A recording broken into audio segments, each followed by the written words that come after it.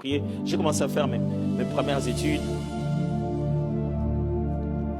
Et Dieu me donnait chaque nuit, pendant un long moment, tout le temps que je rêvais, j'avais le même songe. Et c'était énervant. Les gens de songe, tu te réveilles le matin, tu es fâché d'avoir encore rêvé ça. Il y avait toujours, d'une manière ou d'une autre, le songe selon lequel j'étais toujours en 6e des humanités et j'étais rentré en classe, toujours en train d'étudier encore, pendant que je savais que j'ai déjà dépassé la 6e des humanités. J'étais dans la salle de classe en train d'étudier avec d'autres personnes. Ça m'énervait comme pas possible. Je sais qu'il y a plein de gens qui ont ce type de songe-là ici. Et maintenant, ils se disent, ça voulait dire quoi pour moi? Pour qu'ils se disent, ça voulait dire quoi pour eux? Ça peut ou ne pas dire exactement la même chose pour moi, pour vous, mais l'une des choses qui est commune à tous ces genres de songes, c'est que le Seigneur te demande absolument d'entrer dans l'école d'un processus. Il te demande de vérifier ta préparation parce que tu te rapproches beaucoup de tes promesses. Et il sous-entend que tu n'es pas suffisamment prêt. Et ce type de songes ont toujours comme but de te dire, prépare-toi. Quelle que soit la chose pour laquelle tu es demandé de te préparer le plus, il trouve que tu es en train de négliger une chose. Et par rapport à la promesse qu'il t'a donnée, tu risques d'arriver le jour qu'il faut sans être l'homme qu'il faut. Quand Dieu te dit ça, repense, pose-toi la question, quelque chose que je devais apprendre, quelque chose que je devais faire, une préparation que je devais faire, je dois le faire maintenant. Et moi, je ne saisissais pas. Je priais, Seigneur, c'était quoi? C'est quoi? Avant, je commençais à chasser même. Je dis non. Ça, ce sont des esprits de blocage. Est-ce que je ne suis pas bloqué en 6e? J'étais perdu. Non. Et puis, j'ai compris parce que le sens du songe, c'est que la récurrence est toujours un signe que le songe n'a pas été bien interprété. Chaque fois que Dieu t'envoie un même songe plusieurs fois et qu'il revient chaque fois, c'est-à-dire que jusqu'à aujourd'hui, l'interprétation que tu donnes de ces songes n'est pas bonne. Tu ne l'as pas encore bien interprété. Et ça faisait que revenir. Et puis, j'ai compris que chaque fois que je me réveillais, il y avait quelque chose qui était lié à mes études, que je ressentais dans mon esprit. Ok. Première fois, je devais aller m'inscrire pour faire ma licence en business administration. Je suis allé, j'ai payé même le Minerval pour m'obliger à le faire. J'ai payé. Dès que j'ai payé et que je me suis dit, je vais le faire, le songe a disparu.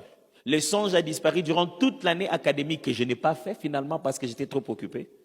Dès que l'année académique, on m'a dit que c'est fini, le songe a repris.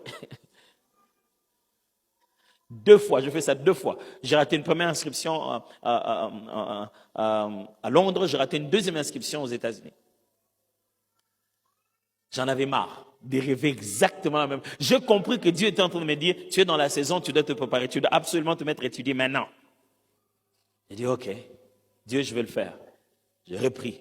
Je commençais à étudier. J'ai commencé à étudier.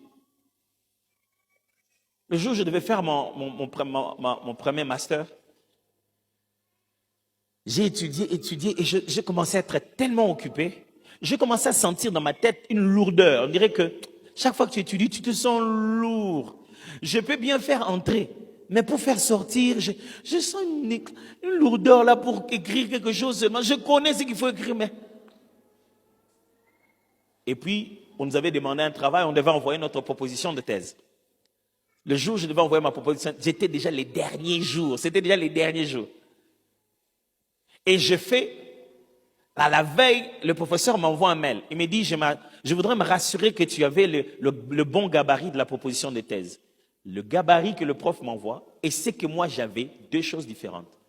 C'était déjà 2 heures avant de soumettre. J'ai seulement soumis, j'ai dit au prof, vraiment, j'ai travaillé avec le mauvais gabarit. En tout cas, si vous êtes obligé de me recaler pour l'année prochaine, je sais, puis je suis fatigué. C'est-à-dire, il y a des moments où tu ressens un poids plutôt, qui n'est pas psychologique, il est spirituel. Un combat spirituel peut même se ressentir physiquement.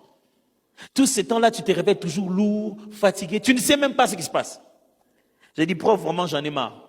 Je ne sais plus, qu'est-ce que je peux faire? Et je me suis agenouillé ce jour-là pour prier avant de dormir. J'ai dit, Dieu, j'ai envoyé les mails.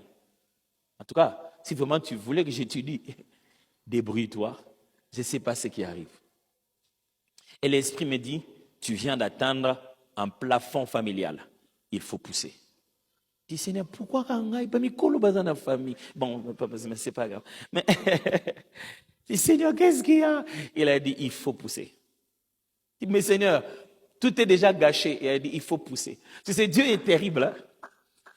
Il m'a dit, tu viens d'atteindre un plafond familial. Tu te bats pour tout le monde. Il faut pousser. J'ai dit, bon, fais des miracles. Hein? Miracle. À cette époque, quelqu'un coupait l'Internet pour tout le monde. Et il a coupé. C'était à la période où on coupait l'Internet.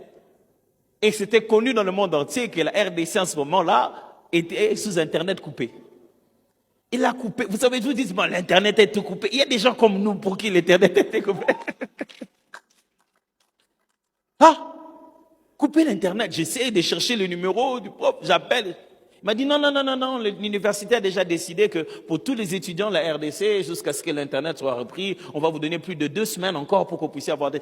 Hey, Seigneur, vraiment. J'ai une bonne nouvelle pour toi. Tous les temps que le diable t'a fait perdre, le Seigneur va te le faire récupérer.